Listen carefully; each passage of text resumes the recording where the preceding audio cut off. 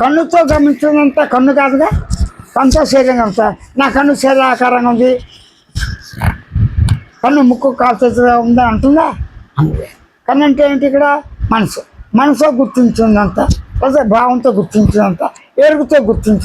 ఇక్కడ ఎరుక, భావము, మనసు, బుద్ధి, చిత్తం, అహంకారము, ఆలోచన లేవు. అంతా ఎరుకే.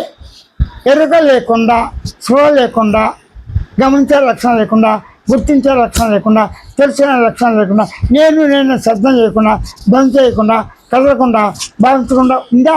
కాబట్టి ఉన్నదే నేను ఉన్నాను, నన్ను నేను ఎరుగుతాను, నన్ను నేను గుర్తిస్తున్నా, గమనిస్తున్నా, తెలుసుకుంటున్నా. కనుకనే నాతో సహజంగా ఉన్న దేహాన్ని గమనించుట, గుర్తించ, తెలుసుకోవడం సాధ్యం. అలాగే దేహంతో అంటే కన్ను ద్వారా, ఇంద్రియాల ద్వారా గమనించి గుర్తించే ఈ సర్వం కూడా నా స్వరూపమే. అంటే ఎరుగుతో గుర్తించినంత ఎరికే, గుర్తించినంత జగత్తు, గుర్తించేవాడిగా గమనించేవాడిగా తన స్వరూపం.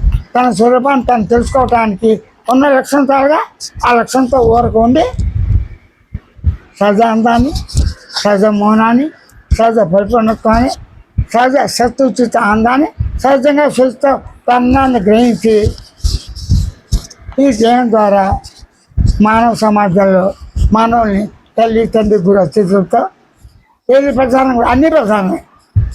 ఏ ఒకటి సరిగ్గా లేకపోయినా, తల్లి సరిగ్గా లేదు, మిగతా ప్రేమించగా అంటే తల్లి, తండ్రి, గురువు, దైవం, ఈ జగత్ సర్వం ఎరికే. ఎరుగుతో ఎరుగున ప్రేమించు. నీ ఎరుక నువ్వు ప్రేమ లక్షణం ఉందిగా, అంటే ఎరుగుతో ప్రేమ లక్షణం సహజం. ఆ ప్రేమ ఎలా ఉండాలి? నిత్యం దయ, శ్రద్ధ, నిదానం, అన్ని రకాలు ఉంటాయి. అన్ని రకాల గుణాలు ఉంటాయి. ఆ గుణాలు రావాలి అంటే మానవత్వం, ప్రేమ, దయ,